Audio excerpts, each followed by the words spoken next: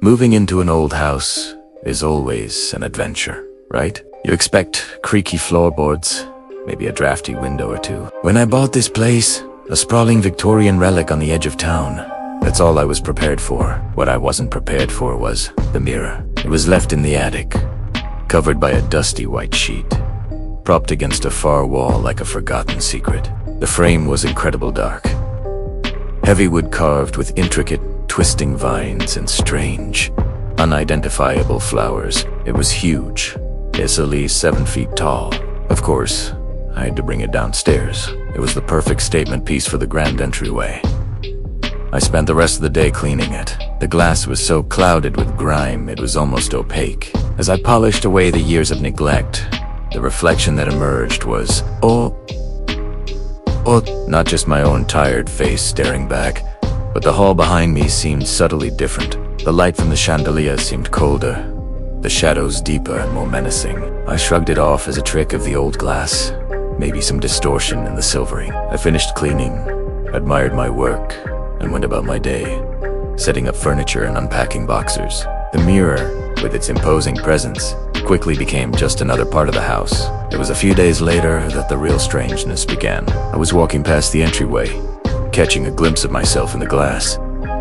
I stopped. In the reflection, the front door behind me was slightly ajar. I distinctly remembered locking it, even checking the deadbolt. I turned around. The door was shut tight, locked, just as I'd left it. I turned back to the mirror. The reflection now showed the door closed too. My heart did a little flutter kick. It had to be a trick of the light, my mind playing games on me. This old house was getting to me. I tried to laugh it off, but an unsettling feeling lingered. The next morning, I was making coffee in the kitchen, which has a clear line of sight to the entryway. My cat, Apollo, a fluffy ginger ball of absolute confidence, was sitting in the middle of the hall, staring intently at the mirror. Then, he hissed. I've had Apollo for 5 years. I've heard him hiss maybe twice. He arched his back, fur standing on end, and let out a low, guttural growl I'd never heard before. He was looking at his own reflection. Primera wa, le quedo ver. Trying to soothe him, and glanced at the mirror. In it, Apollo's reflection wasn't just a reflection. It was wrong. Its fur was mangy and black.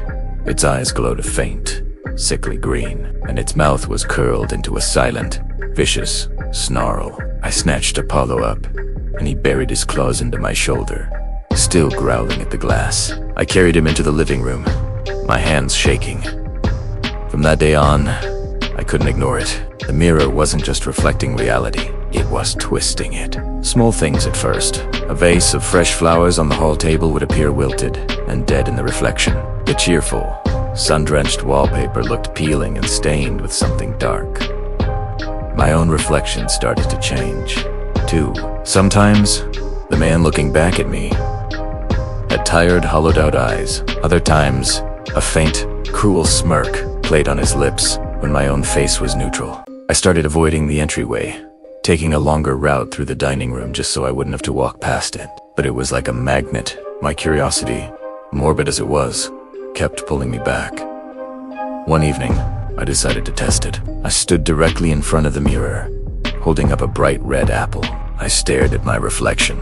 My hand held the apple, but the reflection's hand was empty. My heart pounded against my ribs. I watched, frozen, as the reflection of me, the other me, slowly raised his empty hand to his mouth and took a bite of an invisible apple. I heard a sound, a faint, crisp crunch that seemed to come from inside the mirror itself. I dropped the real apple. It rolled across the floorboards. The other me just smiled, a wide, knowing, and utterly terrifying smile. That's when the fear truly set in. This wasn't a faulty ante. This was a window. A window into a place that looked like my home but was filled with decay and malice. And the thing looking back at me, it was me, but a version of me that was cold and evil. I started having nightmares. Dreams where I was trapped inside the mirror, watching my twisted twin walk around my house, leaving my life.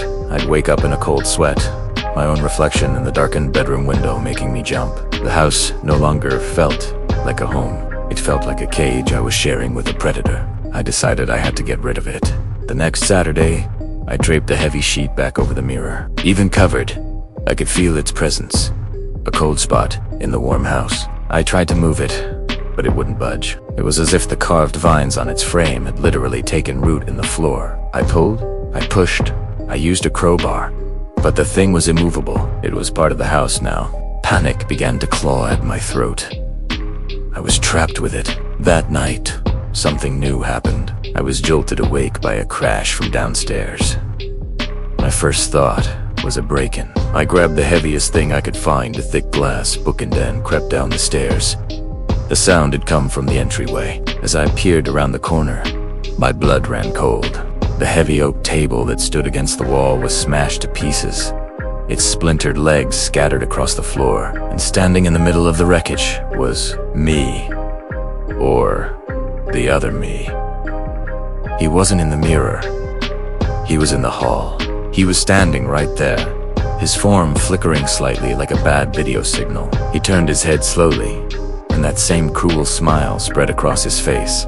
His eyes were completely black. He didn't say a word, just raised a hand and pointed. Not at me.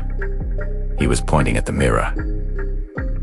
I looked at the mirror's surface, and I saw myself cowering on the stairs, holding a bookend. But that wasn't the horrifying part. Behind my reflection, in the world inside the mirror, the entryway was pristine. The table was whole. The light was warm. It was my world, my safe, normal world. And I was looking at it from the outside. He hadn't come out. He had pulled me in.